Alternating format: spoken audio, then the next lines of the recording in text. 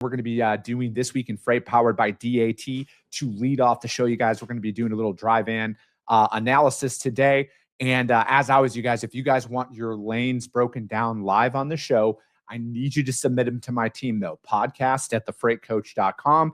Again, we don't need anything other than a shipping city, delivery city, and a trailer type, all right? And if you want to round up to the nearest big city to throw, just to kind of keep me off of your trail, which again, you guys, I don't really have the time to go out and fucking research all of that stuff. We'll break it down. And again, you guys, I'm trying to help you guys understand how markets actually work and how some of these, there's just so many data points that are out there. And I want to help you guys understand how I personally assess markets, lanes, and everything else, and then provide pricing to my customers. Because like, no matter what, you guys, whether there's a 10,000% tender rejection rate or, whatever happens out there, we got to find a solution. And there's a lot more stability out there, at least from my seat, right? But again, take that for what it's worth. I just actually move freight.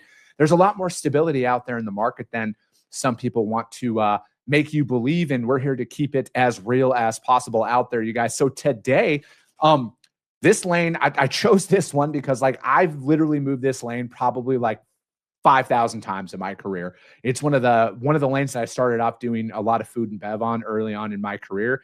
And I swear at one point we were moving more freight on this specific lane than probably any other provider in the country at that time. But it is from Ontario, California to Seattle, Washington. And this lane,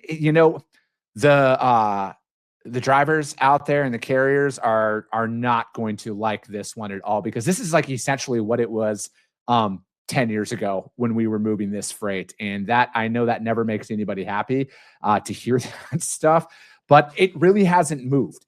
Okay. And the seasonality of it. All right. I want you guys to pay attention to this, because this lane, although the graph shows some like pretty decent spikes out there, it's pretty much doing the exact same thing. If we look though from last February to this February, we're looking at like $150 increase overall out there. And, again, you can tie a lot of that stuff into a lot of the real things that are going on in regards to the CDLs and everything else. Then the FMCSA really taking a mark on this. So again, there's an indication now of like a little bit less capacity out there in the market that could be driving that rate up there. But I look at this overall, and this lane is like the epitome of stability. All right. And again, this is a power lane of power lanes. There is so much capacity that runs between LA and Seattle. And this one is, I would say back in the day when we were doing this between 2011 and 2016, it was like maybe $2,800 to about $3,200 is what we were paying back then. And again, I know the cost of everything has gone up, so I get that from a carrier's perspective. But again, if we're out there looking for that stability aspect of it, this lane is about as stable as you're going to get. And this lane has like legitimately performs the exact same way every single year. And this is the last 12 months of this. So it's like, if I'm going out there, again, I'm not going to tell you guys what to quote your customers, but I would assume it's going to be very similar to what you're seeing right here on what you're paying. And your quote to them is not going to be much higher than this overall, because there's just so much competition that's out there. But again, capacity is everything. And I would probably assume that just like back in the day, if this load had to pick up on Thursday for Monday or Friday for Monday, the rate is going to be a little bit higher out there. Because again, that extra day adds to the price. But one of those things I always like to do, especially on a high volume lane, if I'm going into an RFP or anything like that, I look at the inverse. All right. I look at the outbound Seattle going down to Ontario. And again, this lane is very low. All right. If you're looking at it overall from a price perspective, this lane has not changed at all in the entirety of my career. So, but it's like, again, there's a lot more stability that's out there, and you got to take the good with the bad. Okay.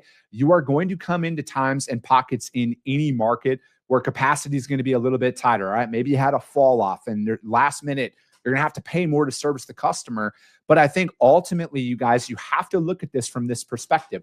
These lanes don't change as much as people want, right?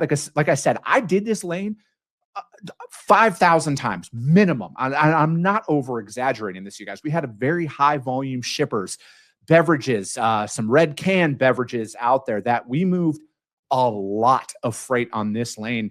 And the market, if I'm looking at it from the 12-month cycle here, which again, this is the clear indicator from the historical breakdown that I'm seeing, is extremely similar to the price increases that we saw out there and everything else. So again, look for the stability markers. That's what I want you guys to focus in on as you're going out and quoting your customers, because that's what we need to find. It doesn't matter where tender rejections are. It doesn't matter if it's a holiday weekend. We got to find solutions for them. And you can't take a tight capacity weekend or something like that, or a holiday, and then try and go in there and reject tenders and everything else. Because trust me, if you're rejecting that tender because you don't want to take a loss on a load for whatever reason, it's going to end up on somebody who thinks like me in my desk. And I'm going to take that freight. I'm going to break even. I'm going to lose a little bit of money. And then eventually your customer's going to forget about you, because there's people out there who will service accounts at all costs. And if you're looking at this, you guys, this lane doesn't change. There's stability written all over it. You got to go out there and find it. Find those carriers that are moving this lane out of Ontario to Seattle. Trust me, there's about 1 million of them that are out there, and you find them, and then you find out what they need. All right. You want to get to them, get them the consistent rate that they're looking for overall, and then you can provide that exact same service to your customers. All right. How do I know this? I actually move freight every single day.